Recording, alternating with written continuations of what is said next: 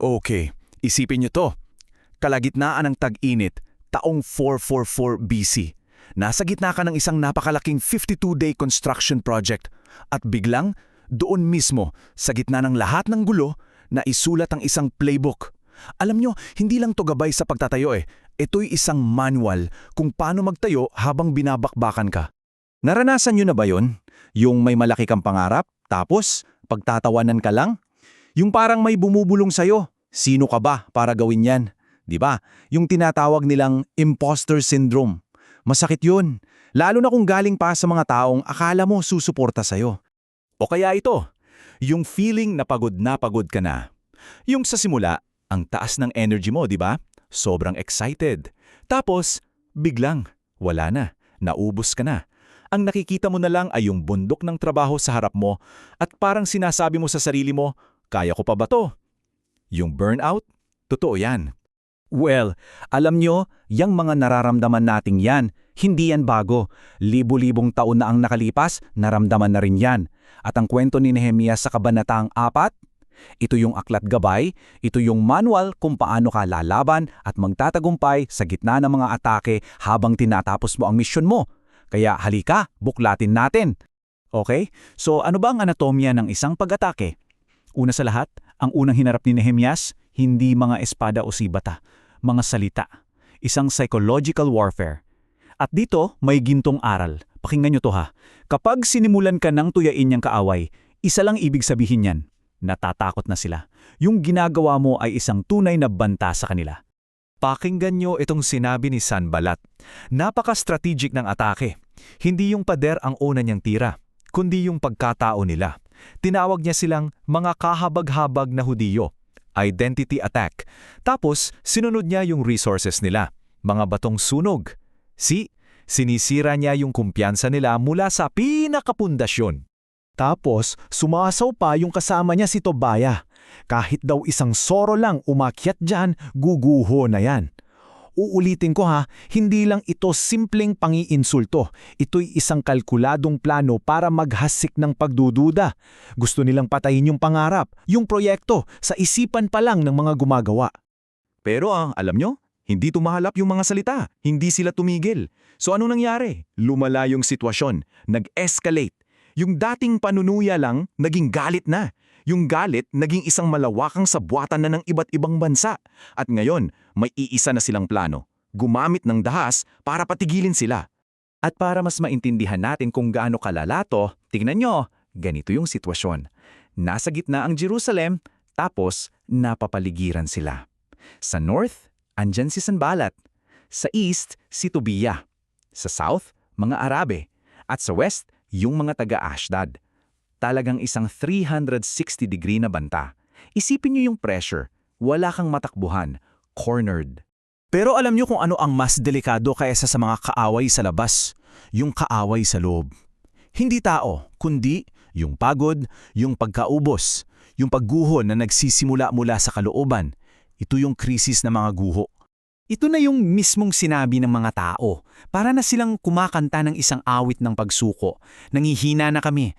Sobrang dami ng basura. Hindi na namin kaya. Yan yung totoo, di ba? Kapag nasa kalagitnaan ka na, kapag wala na yung excitement, doon mo talaga mararamdaman yung bigat ng mga guho, yung lahat ng problema, yung gulo, totoong-totoo ang burnout. So, paano ka lalaban sa kaaway sa labas at sa pagod sa loob? Dito na ngayon papasok yung pagiging henyo ni Nehemiah bilang leader. Tingnan nyo yung two-part response niya. Isang perpektong balanse ng pananampalataya at gawa. Ito yung formula niya. Napakasimple pero napakalalim. Nanalangin kami sa aming Diyos, tapos may kasunod at naglagay kami ng bantay. Pakinggan nyo yung at. Hindi lang sila nagdasal at natulog. Nagdasal sila, tapos kumilos. Hindi sapat ang dasal lang. Kailangan may kasamang diskarte. Kailangan bukas ang mga mata mo habang nananalig ka. Okay, sandali. Mag-deep dive tayo sa isang salitang Hebreo. Ang salita ay mishmar. Yan yung ginamit na salita para sa bantay. Pero hindi lang to basta guard. Ang ibig sabihin ng ugat nito ay palibutan, protektahan, alagaan ng mabuti. Isipin nyo, yung Mishmar sa unang panahon, siya yung gising sa pinakamadilim na oras ng gabi, nagbabantay sa pader para sa kaligtasan ng buong siyudad. At yan ang tawag sa atin ngayon, maging Mishmar, tagapagbantay ng katotohanan at tagaprotekta ng susunod na henerasyon. So nakita ni Nehemia yung takot sa mga mata ng mga tao. Anong ginawa niya? Pinatigil niya muna ang lahat. Pinatigil ang trabaho. Tinipon niya sila at sinabi, "Huwag kayong matakot." Paano? Alalahanin niyo ang Panginoon, ibinalik niya ang focus nila mula sa problema papunta sa Diyos na mas malaki kesa sa problema. At pangalawa, ipinaalala niya yung bakit nila. Ipaglaban ang inyong mga pamilya. At dito na tayo sa pinaka-highlight ng buong kabanata.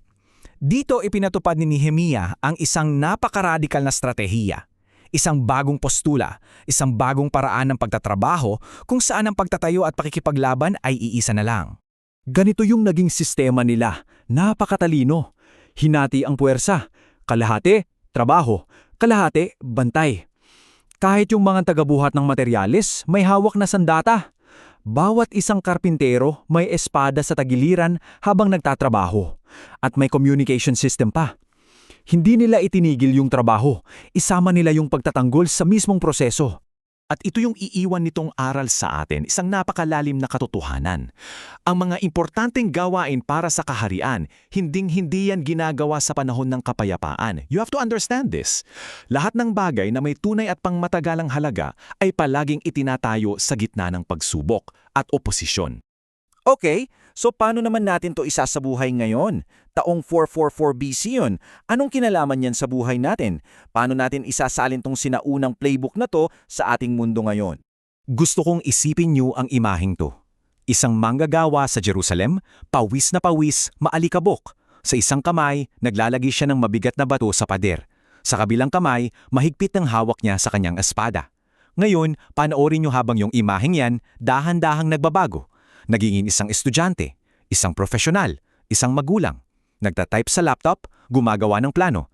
Pero sa tabi mismo, laging nakabukas ang Biblia. Yan ang espada natin ngayon. Dahil ang aral dito, simple lang. Itong paghawak ng dulos at espada, hindi to isang emergency tactic lang. Hindi to para lang kapag may problema. Ito ay isang panghabang buhay na postura, isang lifestyle para sa lahat ng taong may tinutupad na misyon na mas malaki kesa sa sarili nila. Kaya bago tayo magtapos, ito ang tanong ko para sa'yo at gusto kong pag-isipan mo to ng mabuti. Sa buhay mo ngayon, ano ang dulos mo? Yung itinatayo mo, yung pamilya mo, yung career mo, yung ministeryo mo. At kasabay niyan, ano ang espada mo? Ano yung sandata na hawak mo para protektahan ang lahat ng mahalaga sa'yo?